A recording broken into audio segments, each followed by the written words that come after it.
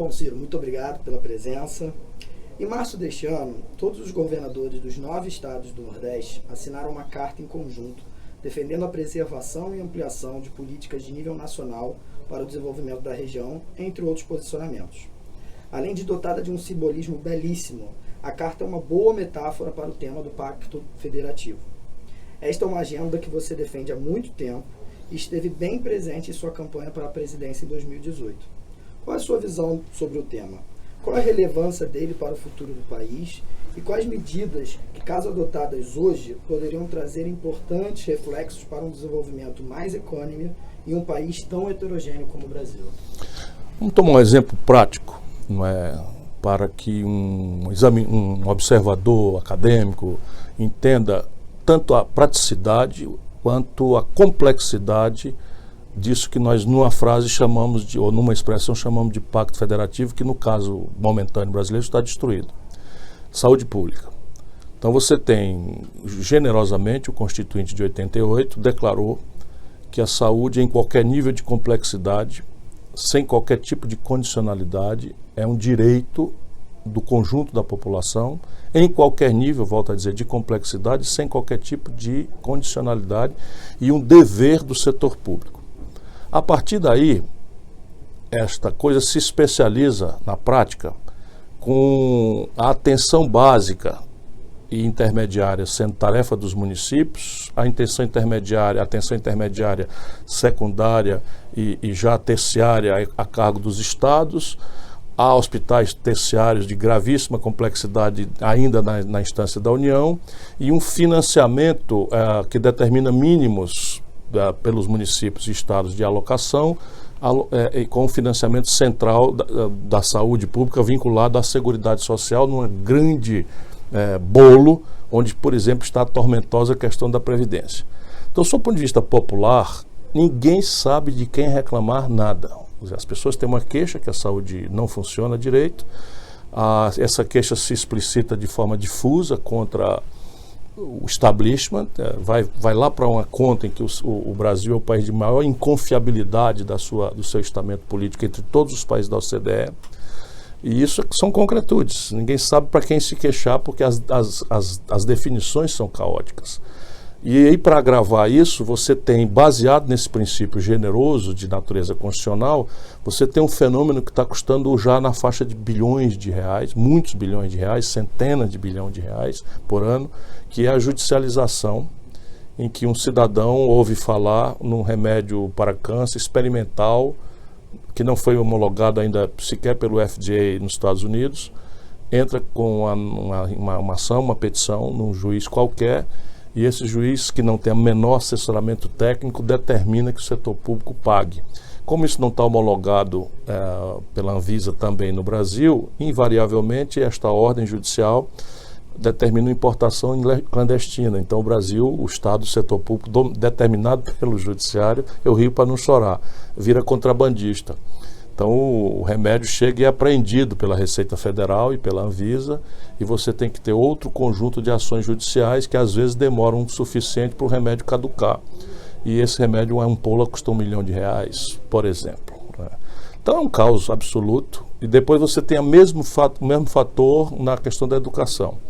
Então você tem um Fundeb, que é o principal fundo de promoção da educação básica. Ele é uma tentativa também bem intencionada, que até teve bons efeitos, de cofinanciamento da educação básica pela União, que complementaria mínimos de desempenho para os estados e ou municípios. E, de novo, aí tem uma certa confusão. E o Fundeb está datado, ele vence em 2019, de maneira que nós estamos na iminência de um colapso em toda a estrutura de financiamento. No momento em que eu lhe falo, ele vence no ano que vem, 2020. E quem fizer planejamento pode estar fazendo um planejamento sem fundamento nenhum. Por quê? Isso são sintomas de um pacto federativo rasgado.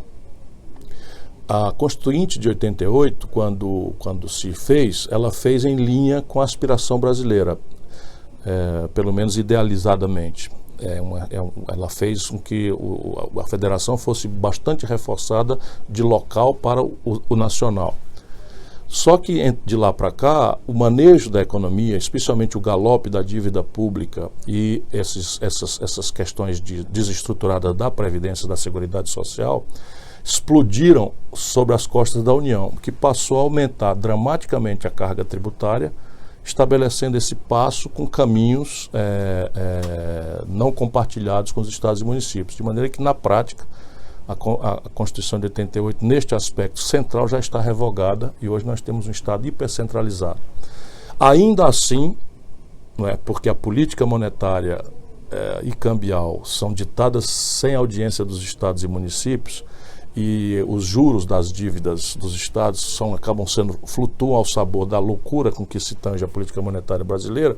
Nós temos hoje 18 dos 27 estados da Federação Brasileira ilíquidos.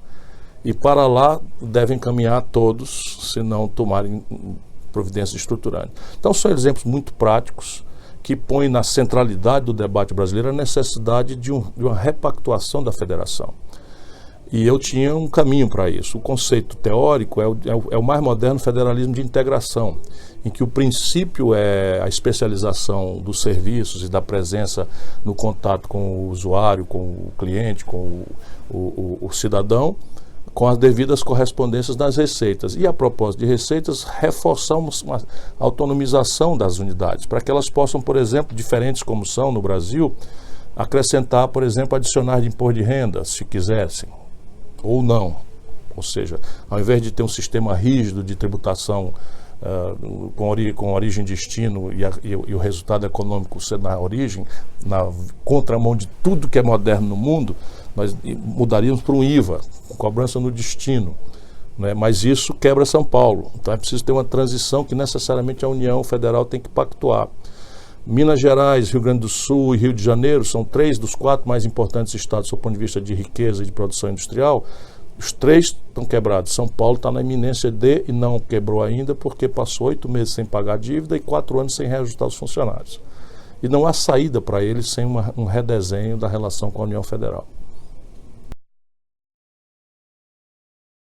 A segunda pergunta é a seguinte: num país com as proporções territoriais e populacionais como o Brasil, bem como ampla economia de escala, os desafios no tocante à matriz energética são sempre um debate importante. Em paralelo, inserem-se as discussões sobre a sustentabilidade ambiental, em especial num país dotado de enorme biodiversidade que constantemente se vê ameaçado. Como alinhar ambos os debates? Quais os modelos de produção energética que, na visão do senhor, possibilitarão uma produção energética segura e sustentável para a sociedade, a produção econômica e o meio ambiente?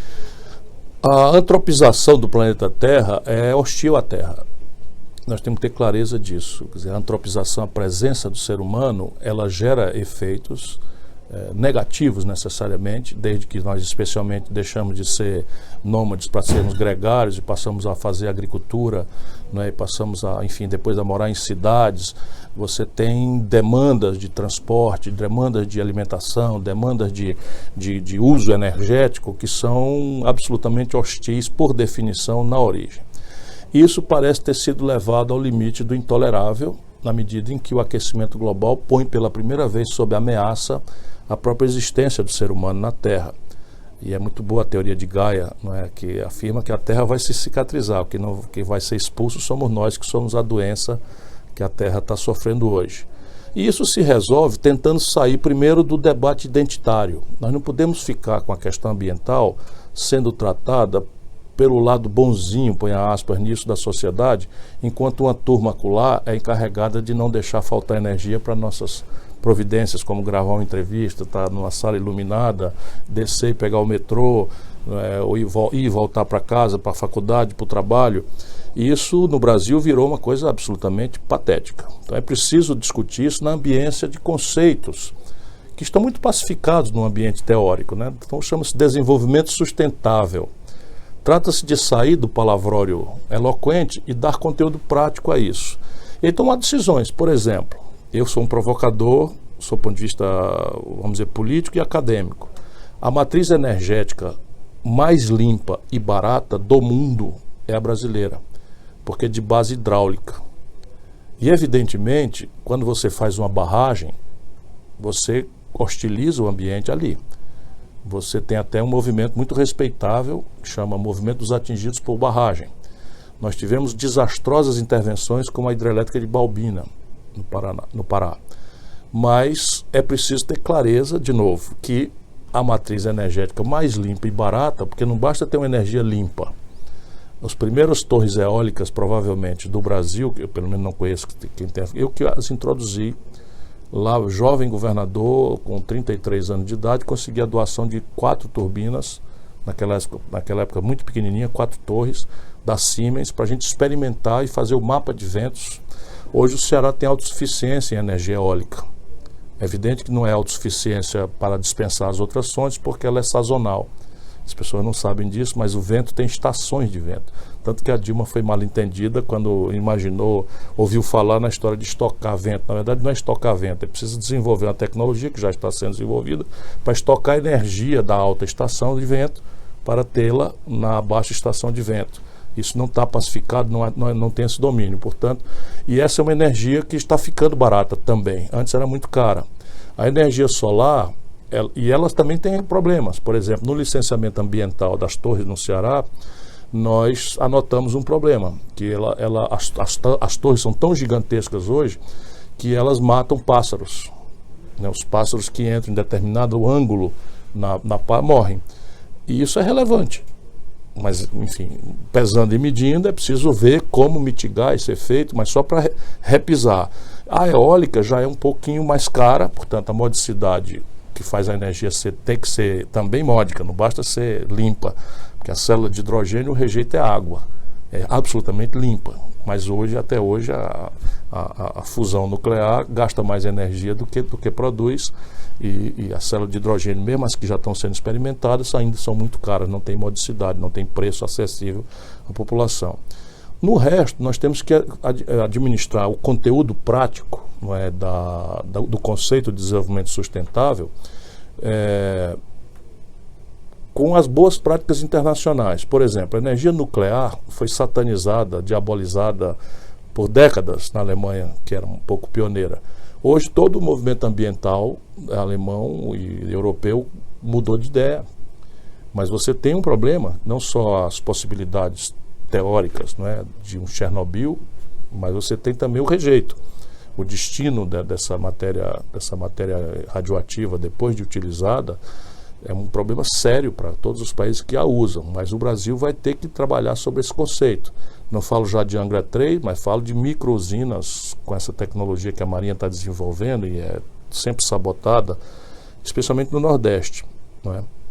Hoje ainda Roraima recebe energia da Venezuela, porque temos um gap de transmissão que também é problema de uma incompatibilidade entre a nossa justa vontade de ter unidades de conservação, preservar as reservas indígenas, as áreas indígenas, e aí uma linha de transmissão, passar ou não passar numa reserva indígena, passar ou não passar numa unidade de conservação, é um debate que tem que ser feito. Não é? Supondo que o nosso povo em Roraima tem direito de viver com energia módica e limpa. E a Amazônia, as últimas 3 grandes hidrelétricas, Santo Antônio, Giral e Belo Monte, são todas na Amazônia. Obrigado. Vamos fazer uma última pergunta, num tema que também você, enquanto ex-ministro da Fazenda, tem muita propriedade para falar. Hoje há um debate intenso em volta da reforma da Previdência e sua importância para a sustentabilidade fiscal do Brasil a longo prazo. Além disso, o balanço fiscal não se limita à questão da Previdência, sendo necessárias outras reformas, tal como a reforma tributária. Portanto, na sua opinião, quais seriam as medidas, as reformas, as mudanças necessárias para garantir um equilíbrio fiscal no país a curto, mas sobretudo a longo prazo? O debate do Brasil é dramaticamente manipulado, não é? A partir de fatos que são lidos de forma falaciosa ou fragmentária, de maneira a inverter a compreensão estratégica das coisas, porque isto é uma premissa que vai dizer aonde vai quebrar a corda, nas costas de quem, de qual grupo social, de qual grupo de interesse a corda vai quebrar.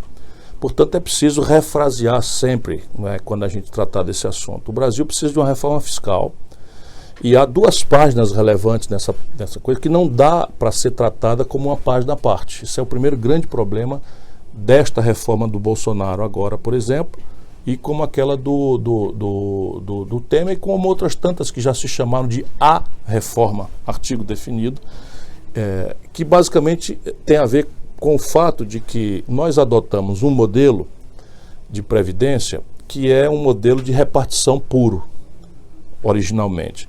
O modelo de repartição, para quem não precisa ser entendido, funciona assim: o trabalhador hoje ocupado paga a aposentadoria do cidadão que retirou-se. Isto só funciona com duas premissas. Ambas sumiram da vida moderna, especialmente no Brasil. A primeira premissa, uma demografia jovem. Então, para que um cidadão tenha a integralidade do seu valor de aposentadoria, muitos têm que estar trabalhando, contribuindo com uma parte pequena do salário.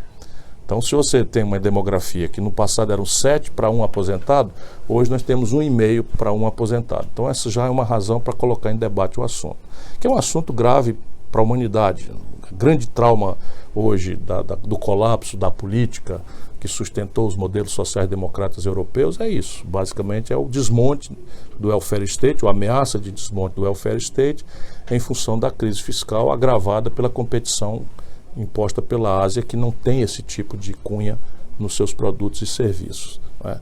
Daí nasce todo um teorema e tal, o thatcherismo pragmático vira um consenso de Washington, o neoliberalismo toma, vamos dizer, características de verdade absoluta, praticamente bíblica, dogma de fé, e ninguém pode mais raciocinar. E nós no Brasil estamos com esse problema do mundo, que é a demografia envelhecendo, e ele tem uma peculiaridade brasileira. É a brutalíssima informalização do mercado de trabalho, inclusive impulsionada recentemente por uma dita reforma trabalhista que tinha a promessa de gerar 6 milhões de empregos. Dela para cá nós perdemos quase 3 milhões de empregos, né? E toda essa informalidade acaba tensionando no benefício, porque vários benefícios da Previdência são acessíveis incondicionalmente, por exemplo, benefício de prestação continuada, né, o salário-desemprego, o auxílio doença, o auxílio presídio, etc., etc., não depende de você ter contribuído ou não. Então, a Previdência Social brasileira, de fato, precisa ser reformada. Agora, vamos lá.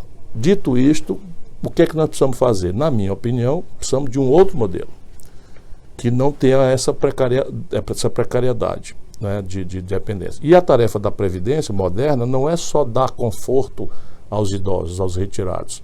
É ser a mais poderosa ferramenta de levantar a poupança nacional, com direção a ter um lastro para financiar de forma sustentada o desenvolvimento no tempo.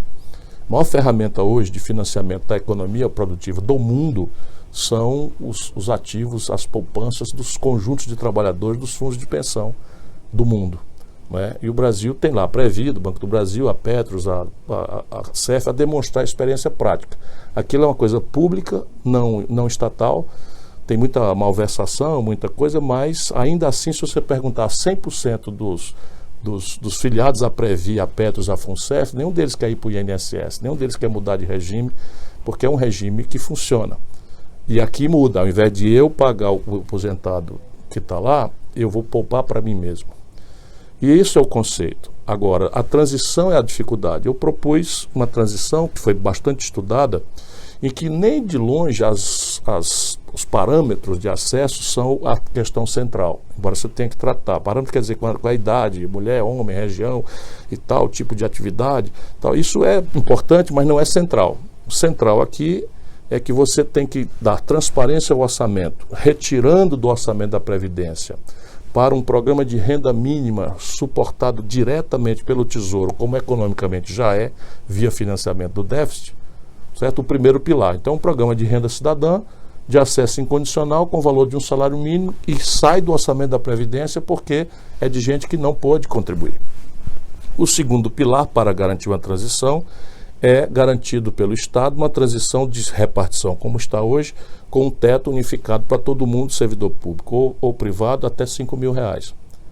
E o terceiro pilar é a capitalização, em que você vai decidir, com a contribuição patronal, não é, o tipo de manipulação que você quer fazer do adicional, do excedente ao teto que você tem garantido pelo Estado.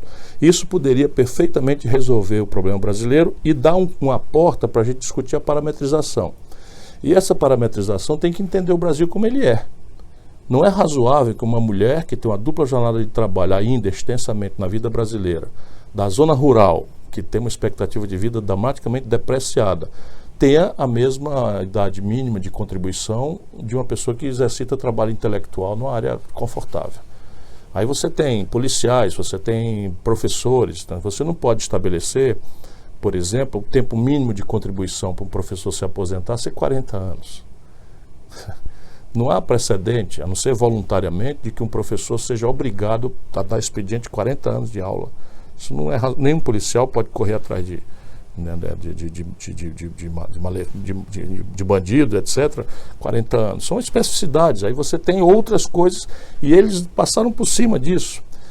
Quanto à idade mínima, então a ideia é que você estabeleça um princípio geral que seja móvel e que seja o grande pacto nacional em relação a isso para sempre. A proposta qual é? A proposta que nós fazemos é que o IBGE defina, como ele faz oficialmente, qual é a expectativa de vida, e você estabelece uma relação automática entre a expectativa de vida oficial e a idade mínima. De maneira que se o IBGE anota que cresceu a expectativa de vida brasileira média, com as suas diversas rebates regionais e por gênero e por tipo de atividade já considerados, você estabelece então 3 ou 6 meses a mais de idade mínima. Percebe? Então mudou de 73 para 74 anos, muda 6 meses na idade mínima para acessar a aposentadoria. Isso permitiria ao país desarmar essa grande guerra que está se armando mais uma vez, porque na verdade o privilégio é a deformação. O privilégio, você tem o seguinte, a aposentadoria dos militares. Ninguém desconhece que eles são uma categoria que tem atipias, que tem... Nem eu falo esse argumento aqui para desrespeitar nada nem ninguém. Mas tem 8 ministros militares, generais. Eles vão ter que ter paciência porque eles é que estão no governo agora. Então como é que se explica? Quando você segrega os militares, eles custam para a nação 47 bilhões de reais por ano.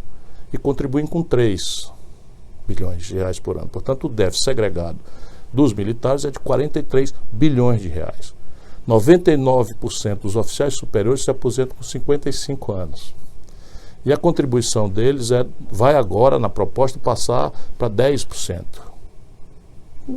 E aí ainda fizeram uma reestruturação de carreira em que, no limite líquido, eles iriam contribuir em 1 trilhão de reais de 10 anos, eles iriam contribuir com 10 bilhões de reais. Ou seja, 1 bilhão por ano. Isso não é razoável. Enquanto isso, está se propondo reduzir o benefício de prestação continuada dos velhos doentes pobres para 400 reais. Então você tem o déficit per capita do aposentado normal, não chega a 10 mil reais. O déficit do militar é 126 mil reais per capita. Como é que você pode fazer justiça desse jeito? Não é razoável.